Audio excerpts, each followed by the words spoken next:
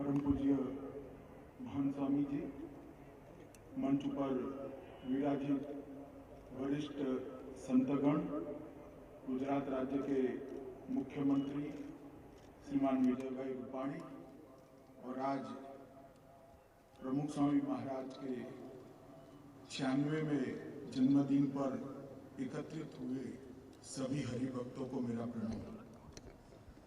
आज प्रमुख स्वामी महाराज के अक्सर निवासी होने के बाद उनकी पहली जन्म जयंती के मौके पर और सूरत मंदिर की दशाब्दी के मौके पर हम सब यहाँ एकत्र आए हैं। कहने को तो ये प्रमुख स्वामी महाराज का जन्मदिन है, मगर जिस संत ने, जिस साधु ने पूरा जीवन हर एक दिन को जन्मदिन जैसा मनाकर ही जिया हो, इसके लिए जन्मदिन का कोई औचित्य नहीं। मैं गुजरात में ही जन्मा, पला बढ़ा, बहुत बचपन से बोचासनवासी संस्था की गतिविधियों को देखता रहा।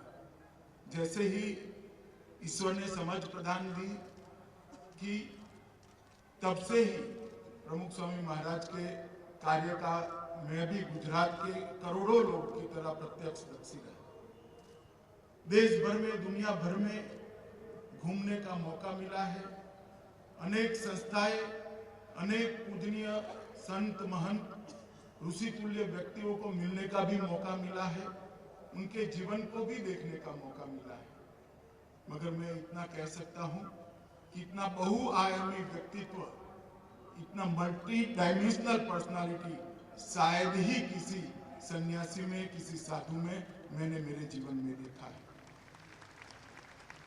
एक व्यक्ति अगर समर्पण भाव को अपने हृदय में दृढ़ निश्चित कर ले तो कितना कर सकता है, उसका कोई एक उदाहरण पूरी दुनिया में उठाकर देखना है तो वो निश्चित रूप से पूजनीय प्रमुख स्वामी महाराज के जीवन में से हमें दिखाई देगा।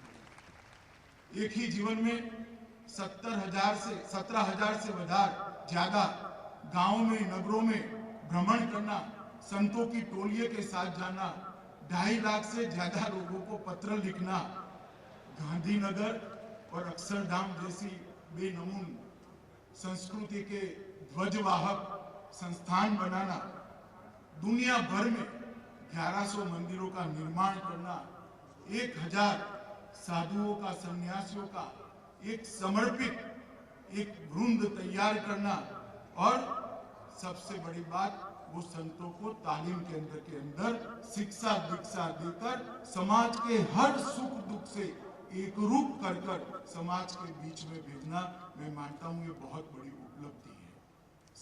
प्रमुख स्वामी महाराज ने संत संस्था को एक ऐसे समय में संभाला जब समूची संत संस्था के सामने एक सवाल खड़ा हुआ। सनातन धर्म के सभी मतावलंबियों के लिए एक प्रश्न चिन्ह खड़ा हुआ था कि संत संस्था कैसे आगे बढ़ेगी।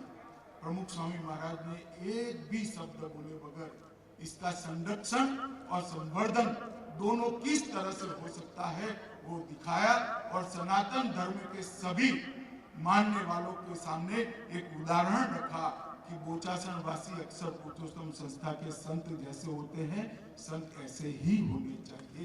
ये उदाहरण प्रमुख स्वामी महाराज ने कितने ही विद्यातीर्थों को बनाया। सेवा कार्यों का डॉक्यूमेंट्री हमने अभी देखा है।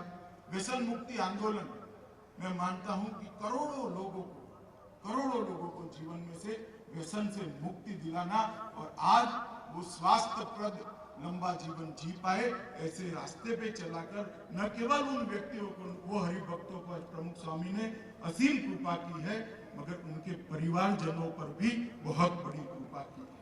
आरोग्य सेवाओं में 7 अस्पताल, कितने ही मोबाइल डिस्पेंसरीज और 90 लाख से ज्यादा मरीज आज तक इनमें अपना स्वास्थ्य लाभ कर चुके हो। ऐसी सेवा आज तक शायद किसी संस्था ने नहीं बनाई होगी। गौ सेवा के संकल्प को एक मूर्ख सेवार्थी बनकर चरितार्थ करना और न केवल गायों को आसरा देना, शरण में लेना, उनकी स्वस्थता की चिंता करना, मगर नस्ल सुधार से लेकर अनेक प्रकार की औषधियों का निर्माण कर गौ सेवा के बहुत सारे आयामों को प्रमुख स्वामी महाराज ने दुनिया के सामने रखा। घर सभा कर कुटुंब नाम की फैमिली इंस्टीट्यूशन को बचाने का एक बहुत बड़ा प्रयास बाप्स ने किया है। फैमिली इंस्टीट्यूशन को एक नव जीवन बख्शा है। परिवार के अंदर अरस परस में प्यार हो, सम्मान हो, बड़ों का सम्मान हो, छोटों को बड़े की बात माननी चाहिए। संस्कार जब लुप्त होता जाता था पाश्चात्य संस्कृति के प्रभाव में, उस वक्त एक घर सभा नाम की छोटे से विचार ने, एक आइडिया ने हमारी परिवार नाम की एक संस्था को एक लंबा आयुष्य दिया है। और मैं मानता हूं फैमिली अगर टिकेंगे तो इसमें घर सभा का बहुत बड़ा योगदान होगा। बाल संस्कार केंद्र, सत्संग सभा, संस्कृत भाषा को संभालना और उसके अंदर जो दिव्यता पड़ी है वो दिव्यता को आगे तक ले जाना, उसके व्याकरण की शुद्धिकरण और उसके संरक्षण की व्यवस्था के लिए भी प्रमुख स्वामी महाराज ने बहुत बड़ा काम किया है। समय की मर्यादा के कारण मैं ज्यादा नहीं कह सकता, मगर सिर्फ संस्कृत की सेवा के लिए प्रमुख स्वामी महाराज ने जो किया है वो कोई एक व्यक्ति अपने जीवन में कर पाए तो भी बहुत बड़ा है। इतनी बड़ी संस्कृत की सेवा प्रमुख स्वामी महाराज ने की है। विज्ञान और टेक्नोलॉजी के साथ धर्म का समन्वय, इस दिशा में बहुत कम संतों ने अपने जीवन में काम किया है। प्रमुख स्वामी महाराज ने विज्ञान और टेक्नोलॉजी के साथ धर्म का समन्वय इतनी सरलता से किया कि इतने बड़े कार्यक्रम टेक्नोलॉजी के आधार पर होते हैं और दुनिया भर के लाखों लोग अपने परिवार में बैठकर उसको देख पाते हैं। किसी को मालूम ही नहीं पड़ता कि सारी व्यवस्था संतों ने और हरिभक्तों ने की है। संत नाम की संस्था को पुनर्जीवन देने का प्रमुख स्वामी महाराज ने जो भगीरथ कार्य किया है, मैं मानता हूं न केवल बाप्स के अनुयायी, न केवल स्वामीनारायण संप्रदाय के अनुयायी, न केवल वैष्णव संप्रदाय के अनुयायी, पूरा सनातन धर्म ये प्रमुख स्वामी महाराज का जब तक सनातन धर्म रहेगा ऋणी रहेगा, इसमें किसी के मन में कोई संशय नहीं। गुजराती में बीजाना भलामां ज आपणो भલું છે, एक वाक्य के अंदर दूसरे के भले में ही अपना भला है। एक वाक्य के अंदर सारे वेद उपनिषद सारे अपने पुराणों का एक अर्थ देकर प्रमुख स्वामी महाराज ने बहुत सरलता से सेवा के रास्ते पर लोगों को प्रशस्त किया था। आज प्रमुख स्वामी महाराज हम सबके बीच में नहीं है, मगर उनका बताया हुआ रास्ता और उनकी बनाई हुई संस्था दोनों मैं मानता हूं कि अनेक वर्षों तक